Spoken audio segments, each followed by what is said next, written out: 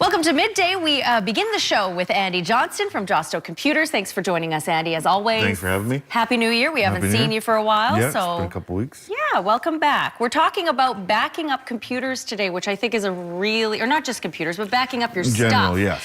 Which is a very important topic and one that I myself have been a little bit guilty of not doing enough. So take us through sort of what we can do and how important that is. For sure. So the first thing I'll do is give you a kind of a definition about backup, what I consider backup. A backup is having something in two spots. It doesn't matter where you have it, but as long as it's in two spots, in the premise that two things don't fail at the same time. Right. So even if you have it on your wall and you have it on your computer or you have it on some kind of other device and you have it somewhere else, just because, you know, two things don't fail at the same time. No. Knock on wood. Yeah, exactly. Let's hope. Yeah. So that's the first thing to do is a lot of people, what they'll do is they'll buy, okay, I need to do backups. They'll buy a device of some kind. They'll put all their stuff on there and then they'll delete where it was. Like they'll delete it off their laptop to either to save space or they just don't want it on there anymore. And then next thing you know, that device fails and everything is gone. Yeah, it's the worst feeling too when you lose something. Yeah, especially pictures and stuff like that. Yeah. And not necessarily, the next thing would be, is not necessarily you have to back up your whole computer. Okay. You need to just back up the stuff that is irreplaceable. Okay. So documents, emails, but even emails, most of the emails are stored online, so you don't have to, it's the pictures and the documents that you hadn't written to somebody or some kind of scanned document. Those are the most important things.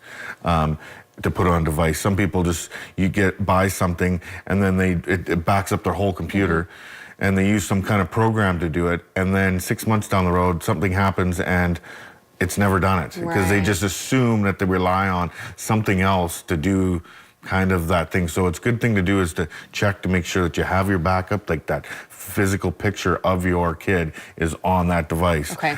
Instead of just relying on somebody like a computer program saying that it backed it up Thursday of every week. Yeah, and you're just going to believe that and hope that it stays like that forever. We see it a lot that sometimes it just doesn't back it up, and then you're in desperation mode. Trouble. Yeah. You brought a few items that might help with that situation. Yes, so I brought a couple different solutions. The first one would be like an external hard drive. Those are the things that most people rely on, and again, there's software for this stuff that'll do it automatically, but I always like to say that just take that physical thing that's irreplaceable to you and just copy it and put it onto this device. Once it's on there and you've got all your backups, unplug it, stick it on your shelf like you would a book, and just forget about it until you have to do backups again. Okay. Don't leave it plugged into your computer because then it's just another thing that's turned on that can fail. Things that don't turn on usually are less to fail. So that's the first thing. And how much does that go for? I mean, those usually go for about $100. That's not bad though. And when you think of it in the grand scheme of things, you're saving all your pictures or your important documents. It's priceless, really. Yeah, exactly. Right? Yeah. So the next thing would be like something a little less, like cheaper. You can buy like flash drives, which if you only have a couple thousand pictures might fit on that. And they're nice and small. You can just back up your pictures. So that's all the really thing that means something to you. And they come in different sizes. Correct. So like 16 gigs, 32 gigs, and then they go even higher. And they range from about $19 all the way up to like over one of these, but mainly 69. And they're nice things that you can stick on your keychain if you like to show off your pictures also, as long as you don't lose your keys and use your backup. Somebody else will have access to all your pictures. Exactly. And then some other things that are just kind of in the cloud is like cloud storage. So most Androids or iPhones, or even if you have a Mac or PC, you can do like Dropbox or OneDrive or iCloud, those kind of things. And those are online storage places that are also good, especially if you own like a iPhone, which most people use to take pictures with. Then getting some good iCloud storage, just not the basic plan, which is about 5 gigs, and you can get about for like about $4, or I think it's about $5 a month. You get about 50 gigs, which is a lot. Which is a lot of pictures. So you can take a lot, and then you can take those pictures anywhere in the world.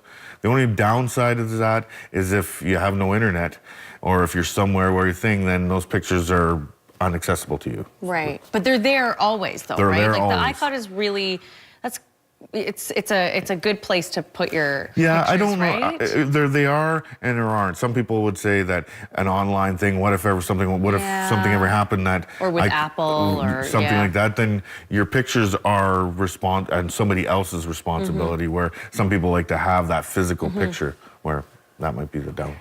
It's hard though, because you've got all your, I mean, at least for me, a lot of my pictures now of my kids and stuff, they are on my phone. They're, you know, they're not on my computer as much anymore, but. So, and just by plugging in your phone to your Mac or your PC and backing it up that way is a good solution. Just at least you have it. Something ever happened that A, you couldn't get on the internet, or B, Apple was down and you really need to do it, you could still get at it. It's good advice. Every time you talk about this, I've talked to you about this before, it always makes me go home and I'm always like, I have to back my pictures up. Yeah. But it's a good reminder. It's a very good reminder, especially if you're like me. I have an older laptop, so I'm worried one day it's not going to work. We see it all the time. I know you do. We see it about a couple times and a I'm week. going to come crying to you, Andy, and you're going to say, I told you, Tanya, I told you. Yeah. All right, thank you so much. Thanks for having me. Great tips as always. Andy Johnston at Josto Computers. You can visit him anytime. There's the information, of course, if you just want to get a hold of them. We're back after a break with Bernadette Saraki from the Kamloops Food Bank talking about the Locking in Hope fundraiser. Stay with us.